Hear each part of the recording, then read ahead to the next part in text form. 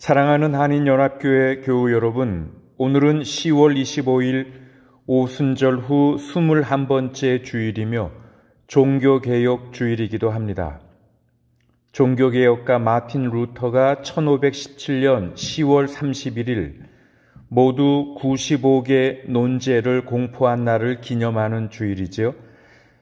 루터는 로마 캐톨릭 교회 부패를 지적하고 면죄부 판매를 비판하고 교황의 권위보다는 오직 성경의 권위를 강조하며 오직 믿음으로 칭의를 얻는 이신칭의를 주장해서 종교개혁을 시작했습니다. 그래서 그 종교개혁가들의 정신을 기리기 위해 오늘 여러 나라 개신교 교회에서는 10월 31일 직전 주일에, 금년에는 오늘 10월 25일 주일에 종교개혁 기념 예배를 드립니다. 교회 강공선 장로님께서 돌아오는 화요일에 그동안 사시던 집을 떠나서 저 서리에 있는 아메니다 실버타운에 입주하십니다. 그곳에 가셔도 이제 편안하시게 잘 지내실 수 있도록 기억해 주시고 기도해 주시기를 바랍니다. 한인 교민 사회의 수건 사업 중 하나였던 뉴비스타 한인 양로원 건물이 완공되었습니다. 그래서 곧 입주가 시작이 됩니다. 우리가 그 건물을 다 쓰는 것은 아니고요. 우리 특별히 2층 전체 40개 방을 한인 어르신들을 위한 시설로 사용할 수 있게 되었습니다. 오유순 교우님, 회장님, 그리고 무궁화 재단과 무궁화 여성봉사회에서 그동안 수고를 많이 하셨습니다.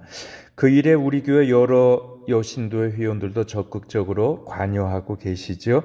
수고하신 분들에게 감사드리면서 앞으로도 이 일에 계속적인 후원들이 필요한데 우리 교회적으로 또 개인적으로도 할 수 있는 한 많이 이 일에 후원할 수 있었으면 좋겠습니다.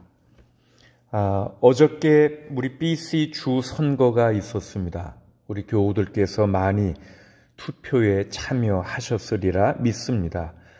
아직 오피셜 결과는 조금 후에 나오겠지만 NDP당이 아마 다수당이 된 것 같습니다.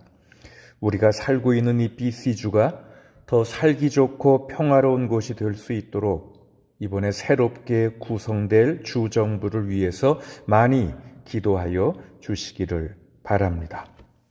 기도하겠습니다. 만복의 근원 되시는 거룩하신 하나님, 광야의 백성들을 불기둥과 구름기둥으로 인도하여 주신 것처럼 우리들을 지켜주시고 사랑하여 주시니 감사드립니다. 광야를 지날 때에 엘림을 허락하셨듯 험한 세월을 살아가는 저희들에게 주의를 주셔서 평안과 기쁨과 안식을 누리게 하시니 감사드립니다. 주님이 부르셨기에 오늘 이 예배의 자리에 앉을 수 있게 되었습니다. 지금까지 우리들을 인도하신 주님께서 오늘 예배하는 자녀들을 다시 한번 성령의 능력으로 이끌어 주시옵소서. 하나님이 기뻐하시는 신령한 예배를 드리게 하여 주시옵소서. 예수님 이름으로 기원하옵나이다. 아멘. 이제 찬송가 14장, 찬송 14장, 주 우리 하나님 다 같이 부르겠습니다.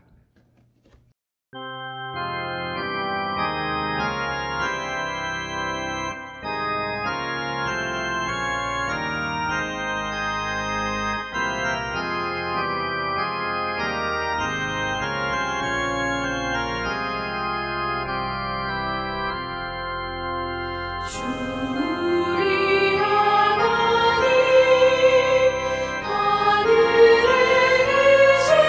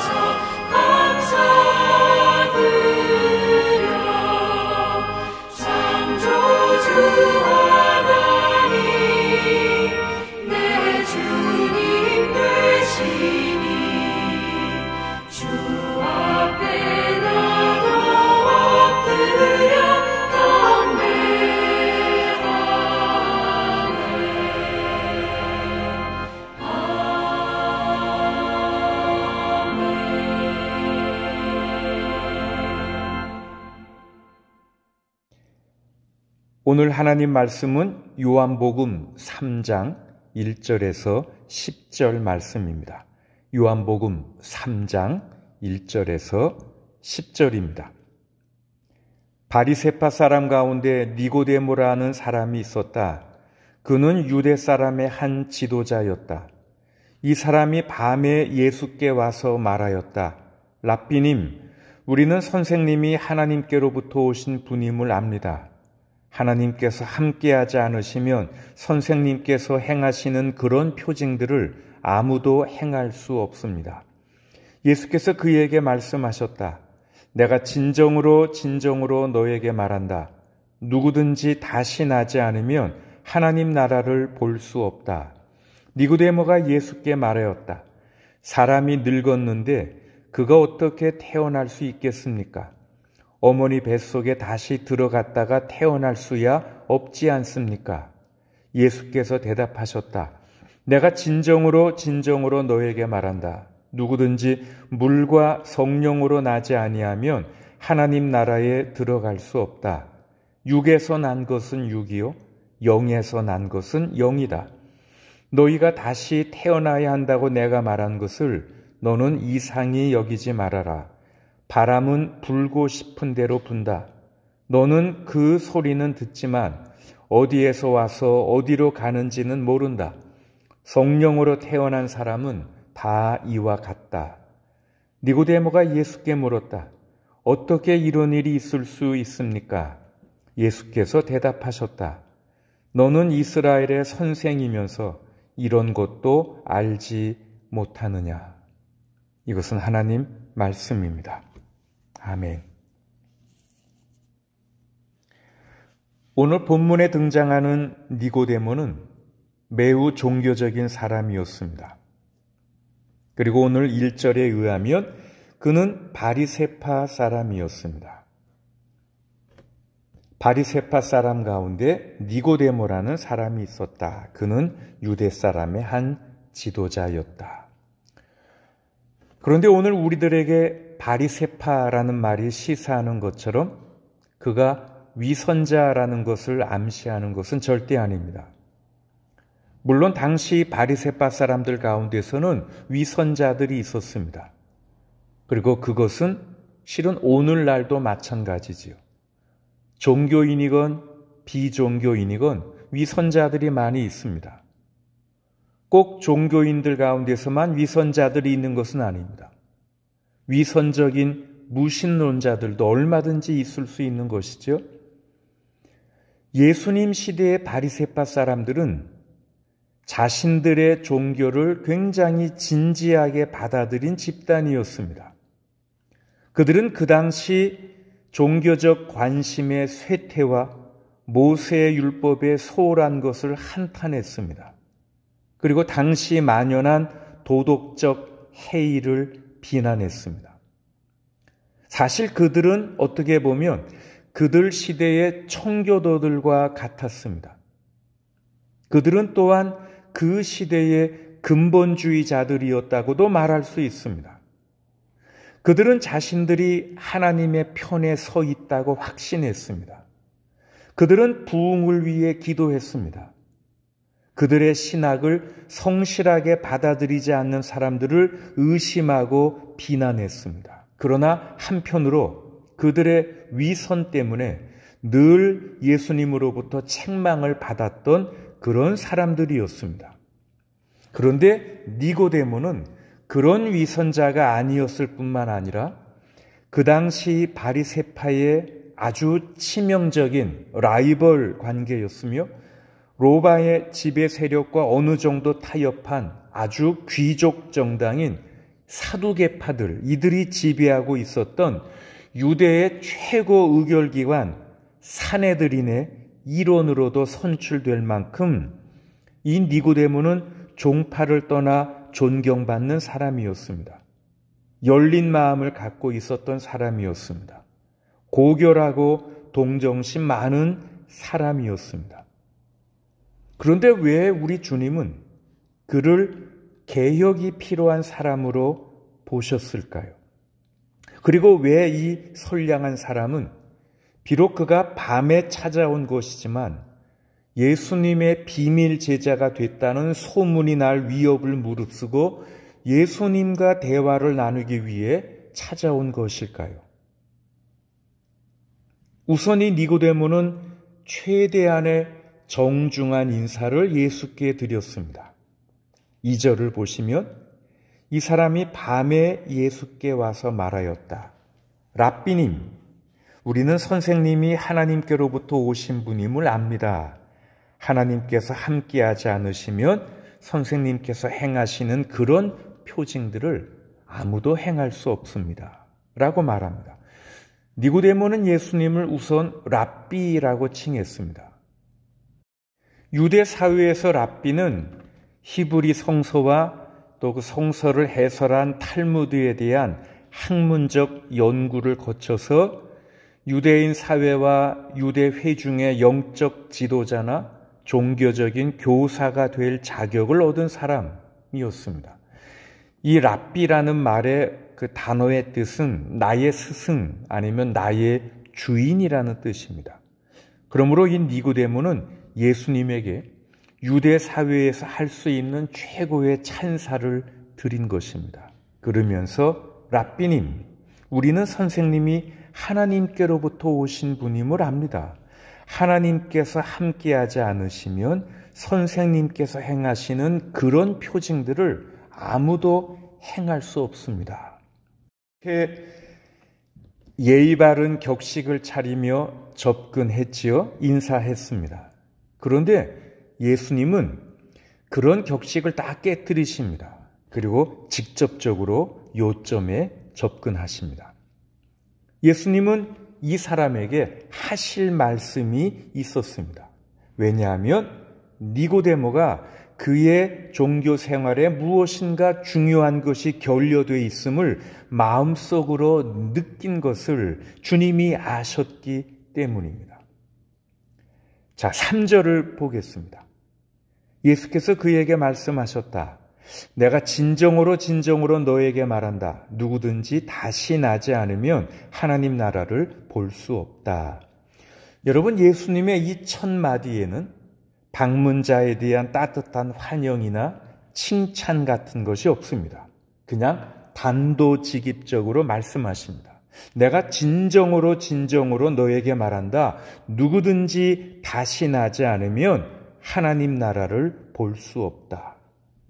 자, 여기에 대한 니고데모의 대답은 아주 공손한 버전의 넌센스였습니다. 자, 4절 보십시오. 니고데모가 예수께 말했습니다. 아니, 사람이 늙었는데 그거 어떻게 태어날 수 있겠습니까? 어머니 뱃속에 다시 들어갔다가 태어날 수 없지 않습니까? 이건 공손한 표현이라고 생각합니다. 요즘 젊은이들이 막 친한 사이에 하는 말로는 에이, 말도 안 돼. 그런 뜻이겠지요. 그러나 일종의 이 폭탄 선언 같은 예수님의 애매하지만 설득력 있는 말을 들으면서 이 점잖고 인정 많고 그리고 부유한 니고데모는 지금까지 편안한 오래된 겉옷처럼 입고 있었던 그의 종교가 지금 이 예수님으로부터 공격을 받고 있다는 것을 아마 속으로 느꼈을 것입니다. 예수님은 지금 우리들이 복종해야 할 어떤 새로운 율법이나 우리들이 배워야 할 새로운 의식에 대해서 이야기하시는 게 아닙니다. 예수님은 지금 소위 우리들이 이야기하는 어떤 종교적인 것에 대해 이야기하지 않으셨습니다. 대신 예수님은 지금 하나님 나라에 대해서 말씀하십니다.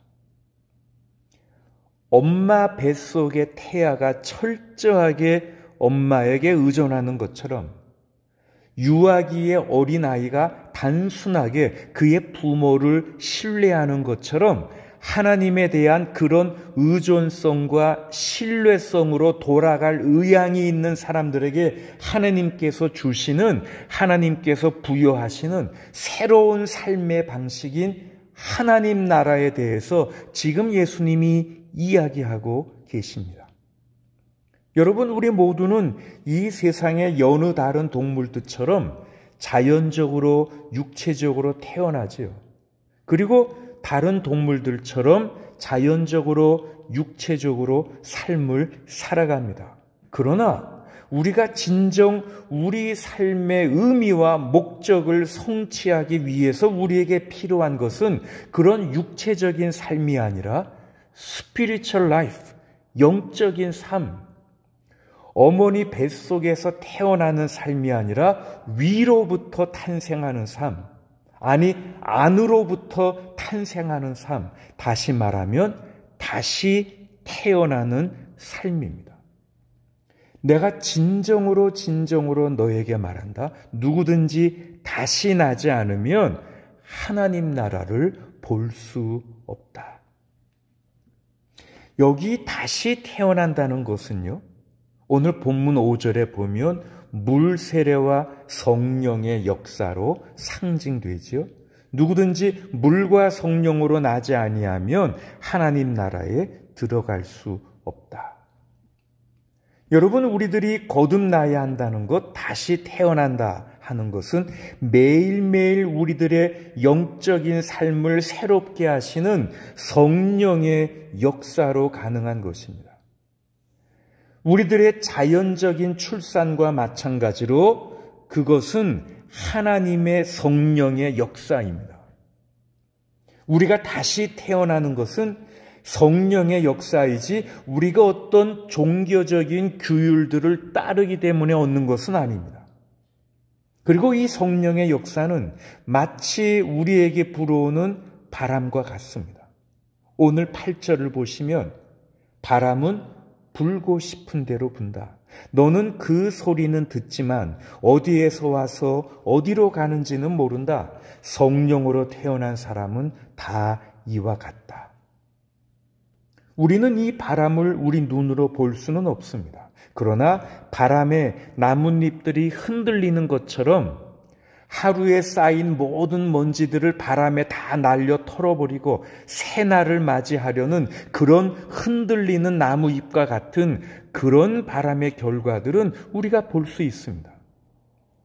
저는 지금 예수님께서 마치 이렇게 말씀하시는 것이라고 생각합니다. 니고데모요, 어떤 종교적인 계율을 지키고 규정된 선행을 하거나 금식을 하거나 여러 의식들에 참여하는 곳으로 하나님 나라를 볼 수 있다고 여기는 사람들, 그런 사람들이 아니라 성령이 묵은 잎사귀를 날려버리고 그 하나님의 영이 새 출생을 가져오게 하려는 사람들만이 하나님 나라에서 사는 것이 무엇인지를 알게 될 것이야.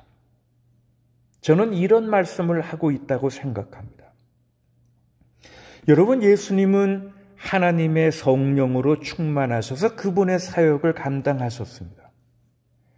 예수님은 그분의 말과 행동으로 캐캐묻고 생명력 없는 종교적 사고들과 관행들을 다 날려버리시고 모든 사람들을 하나님의 통치라고 불리우는 새로운 공동체로 들어오도록 초대하셨습니다.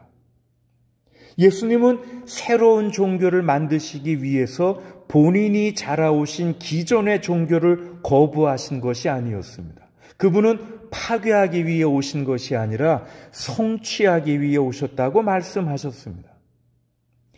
여러분, 예수님은 개혁가셨습니다. 그런데 어떤 새로운 교리를 제안하거나 전통적인 예배 방식을 바꾸려는 그런 의미에서가 아니라 종교 자체의 개념을 변형시키려는 것이었습니다.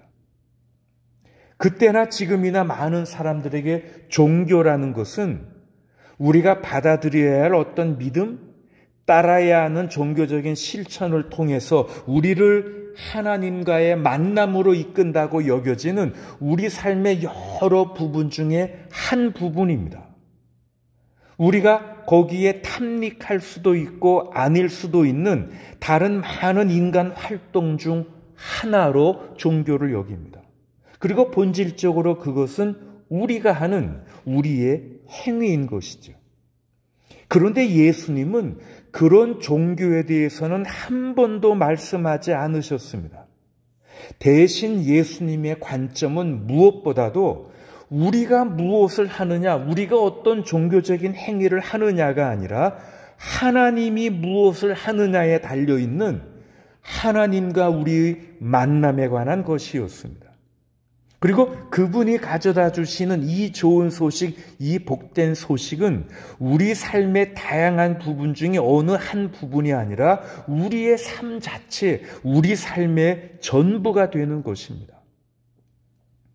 많은 사람들이 종교를 신에게로 올라가는 사다리와 같이 여기지요. 그런데 예수님이 전해주신 복음은 어떻게 하나님이 우리에게로 내려오셨는지에 관한 것입니다.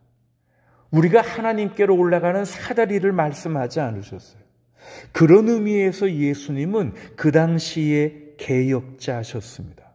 위대한 개혁자이셨습니다.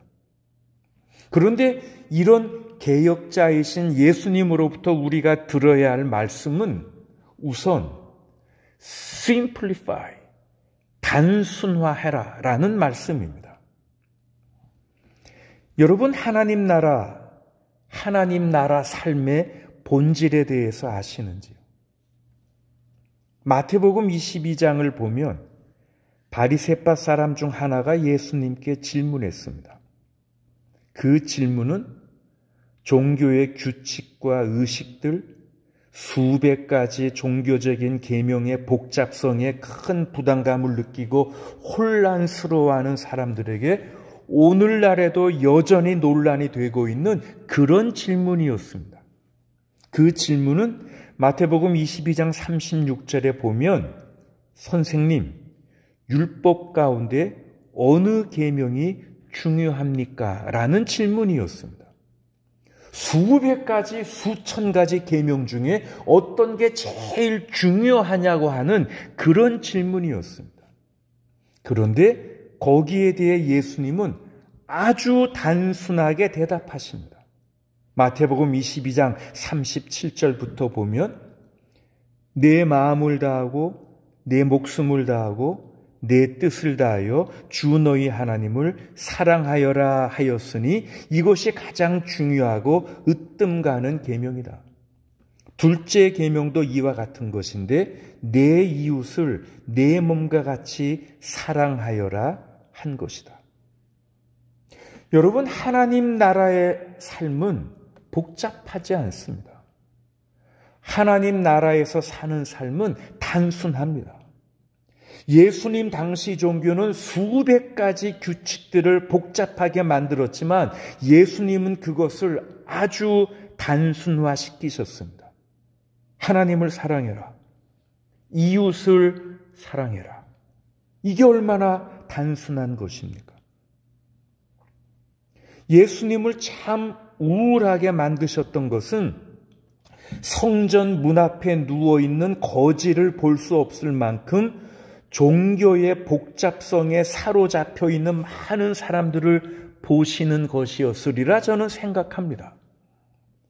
예수님을 참으로 슬프게 만드셨던 것은 그들의 덕을 증명하고 하나님의 환심을 얻으려고 열심히 나머지 그들에게 들려지는 나는 있는 너를 그대로 받아들이고 너를 용서하려고 지금 기다리고 있단다 하시는 그 하나님의 음성을 들을 수 없었던 수많은 사람들을 보시는 것이지 않았겠습니까?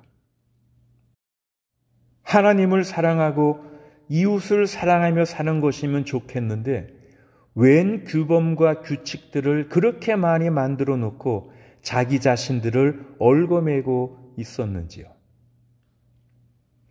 예수님께서 비유로 말씀해 주신 바리새파 사람과 세리의 기도 이야기를 기억하십니까? 한 사람은 하나님의 환심을 얻기 위해 당시 가장 불경건하다고 여겨지던 세리와 비교하면서 자기의 종교적인 미덕을 계속 뽑아냅니다. 누가복음 18장을 보시면 하나님 감사합니다.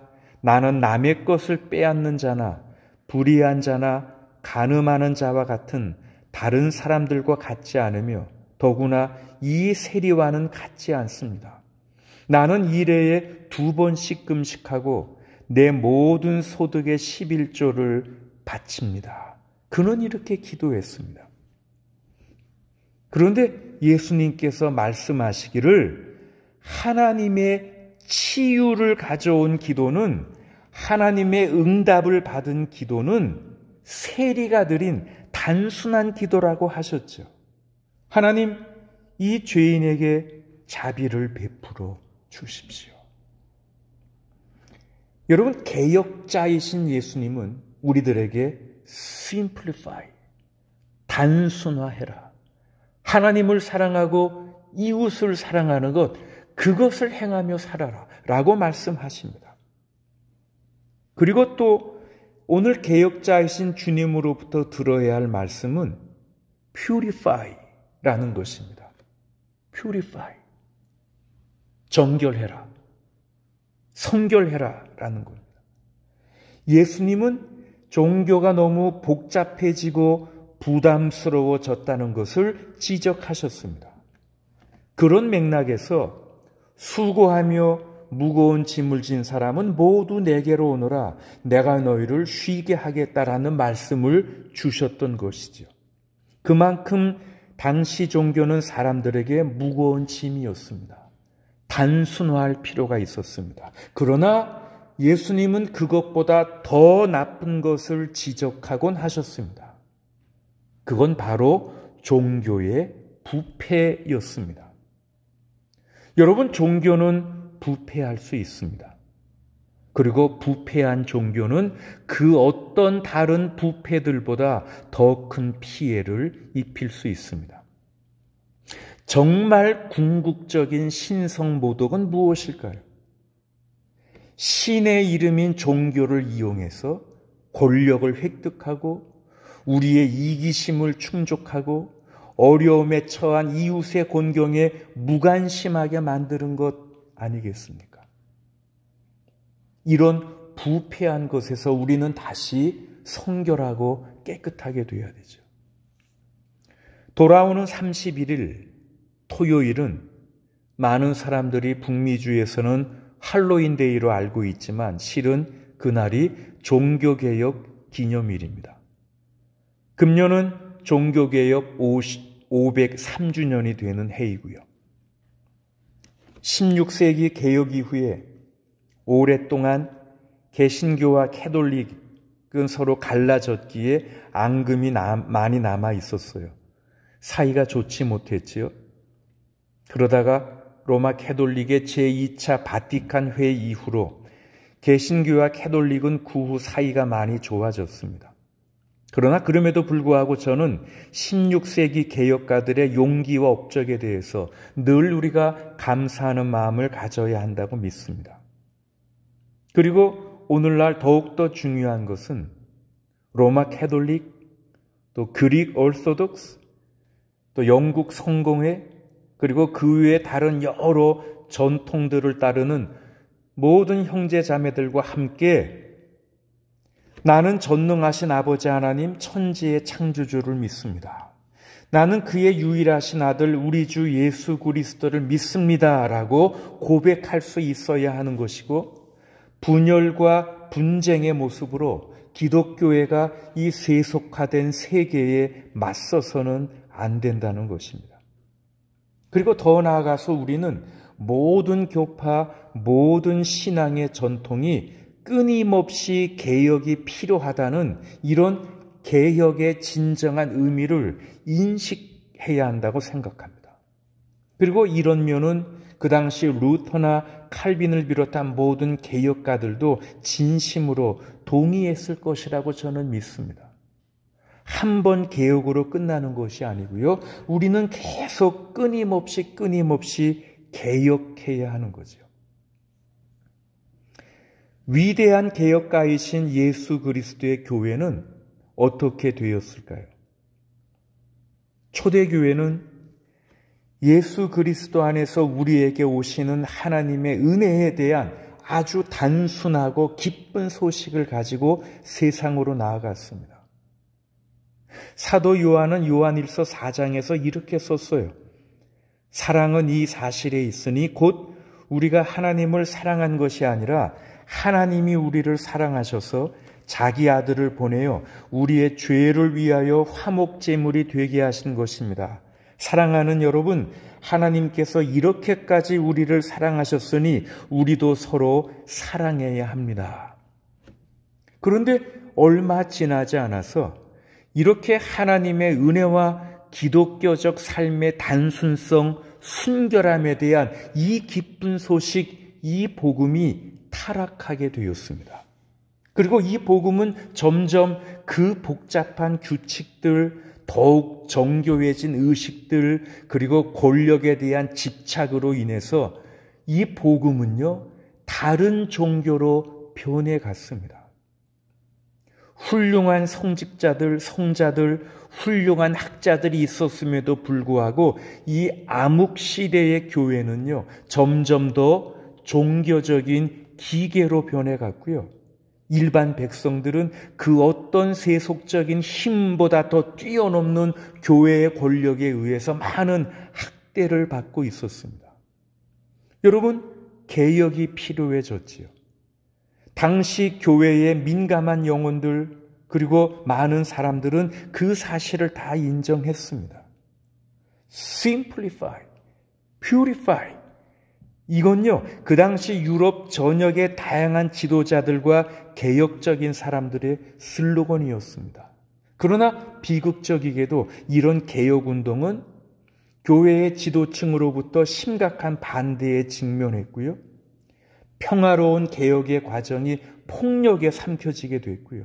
그래서 우리 모두가 함께 속해 있었던 하나의 거룩한 공교회, 하나의 사도적인 교회에서 분열이 일어나게 되었습니다. 교회는 갈라졌습니다. 그래서 우리 개신교회 프로테스탄트가 시작되었지요. 그런데 그렇게 개혁의 기치를 내걸고 시작된 우리 프로테스탄트들도 종교개혁 직후에 동일한 부패가 침범에 들어왔습니다. 우리는 단순함을 잃어버렸습니다. 우리도 복잡한 종교기구를 만들었습니다. 우리도 일종의 종교 머신이 되었습니다. 교회가 권력을 얻기 위해 투쟁하면서 예수님께서 니고데모에게 묘사하신 영적인 삶에 대해서는 점점 소홀히 여겼습니다. 영적인 활력과 확신이 결여된 상태에서 마치 니고데모처럼 우리의 신앙과 삶의 방식에서 무언가 빠진 것을 느끼면서 오늘 우리 속에 이런 질문이 나오는 것을 느낍니다. 이 마른 뼈들이 살아날 수 있습니까? 저는 살아날 수 있다고 믿습니다. 저는 개혁의 성령께서 신실한 교회와 신실히 믿는 심령을 결코 떠나지 않으신다고 믿습니다. 저는 개혁적이고 신실한 교회와 성도를 살리시는 하나님의 변함없는 은혜를 믿습니다. 위대한 개혁자들의 중요한 슬로건은 이것이었습니다. Live by grace, 그리고 Simplify. 저와 여러분은 하나님과 이웃을 사랑하는 본질로 돌아가기 위해서 많은 종교적인 관념들과 관습들을 끊어야 합니다. 우리도 단순화하는 것, simplify 하는 것이 필요합니다. 그러나 그것은 우리가 하나님의 은혜가 없이는 할 수 없다는 것을 깨달을 때에만 가능합니다. 우리 힘으로 되는 것이 아닙니다. 궁극적으로 그것은 하나님이 하시는 일이지 우리가 하는 일이 아니기 때문입니다. 그리고 우리들은 또한 purify, 정결함이 필요합니다. 우리들 자신과 교회의 정화가 필요합니다. 그러나 손을 씻는 것에 대한 종교적인 규칙을 지키는 것이 마음을 깨끗하게 하기에 충분하다고 생각했던 사람들에게 예수님께서 하셨던 말씀, 마음이 깨끗한 사람은 복이 있다, 그들이 하나님을 볼 것이다 하셨던 그 말씀을 우리가 기억하면서 오직 하나님의 은혜만이 우리의 마음을 깨끗하게 할 수 있다는 사실을 우리가 고백합니다. 그날 니고데모는 어떻게 이런 일이 일어날 수 있습니까? 하고 예수께 물었습니다. 그게 오늘 9절이죠. 어떻게 이런 일이 있을 수 있습니까? 그리고 예수님은 그 일이 지금 일어나고 있는 것을 볼 수 있다고 니고데모에게 확신시켜 주셨습니다. 여러분, 그날 밤 니고데모에게 분명히 어떤 일이 일어났습니다. 우리들은 모든 것을 잘 재단하고 서술하게 좋아하죠. 그래서 이렇게 말할 수 있죠. 니고데모는 그날 밤 구원받았다. 니고데모는 크리스찬이 되었다.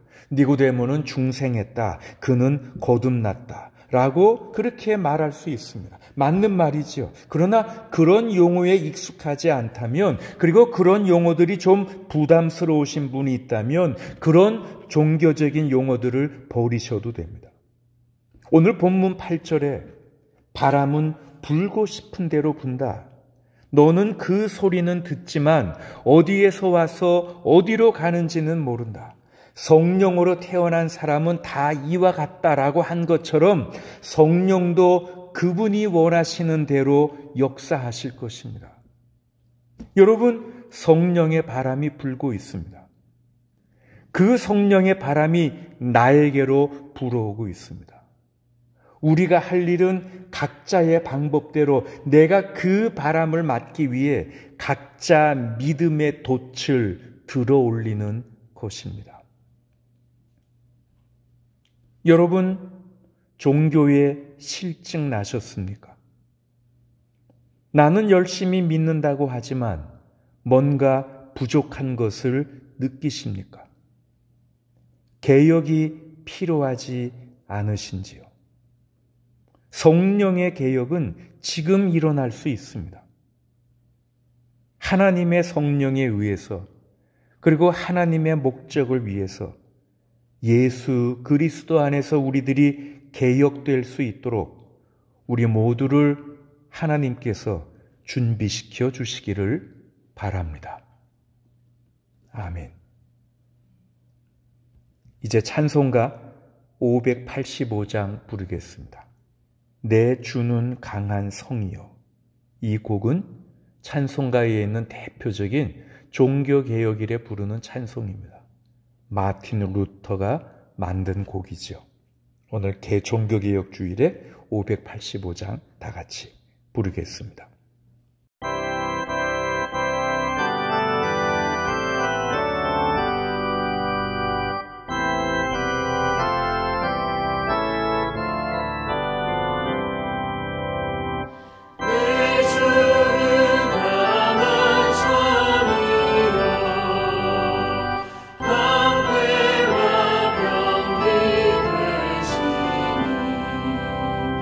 근원하는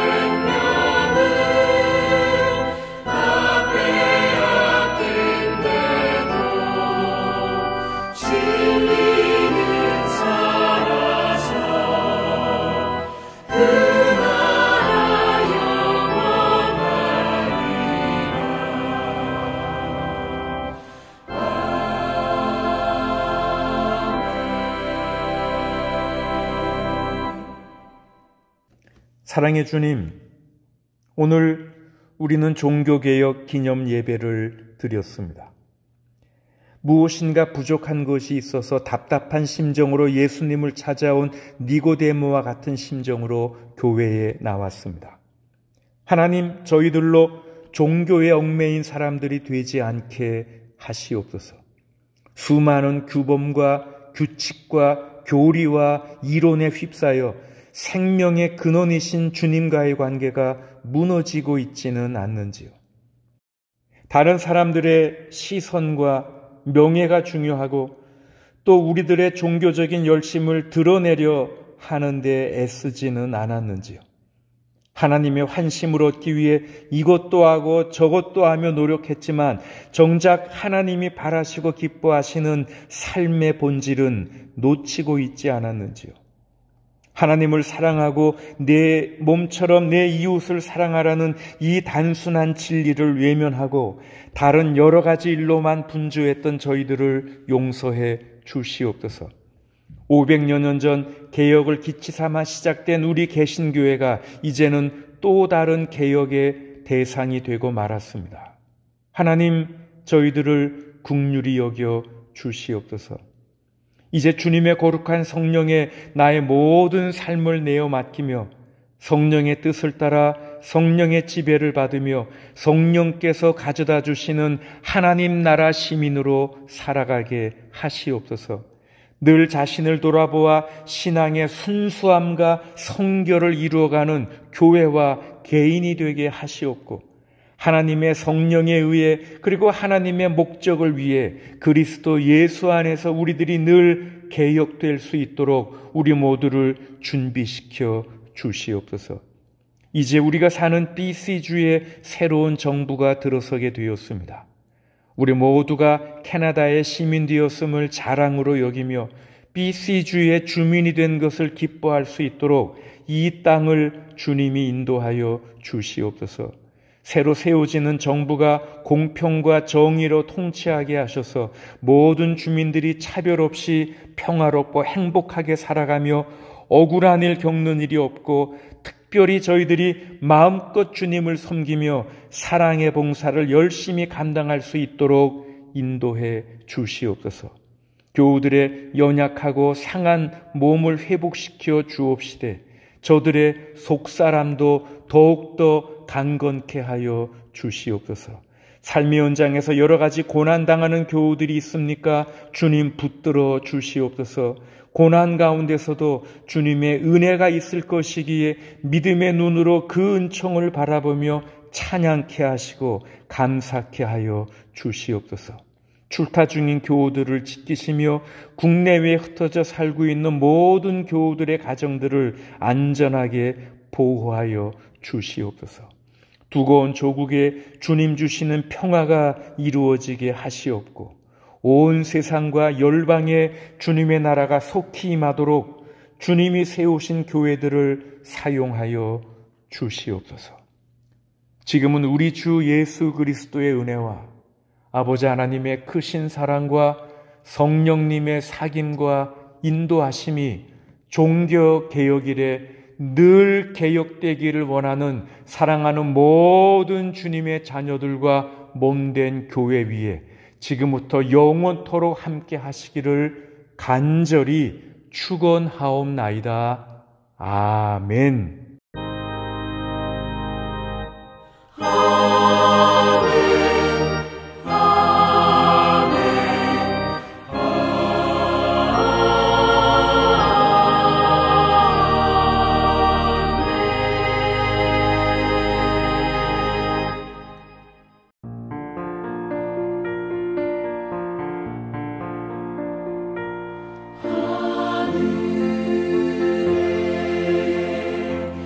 하늘에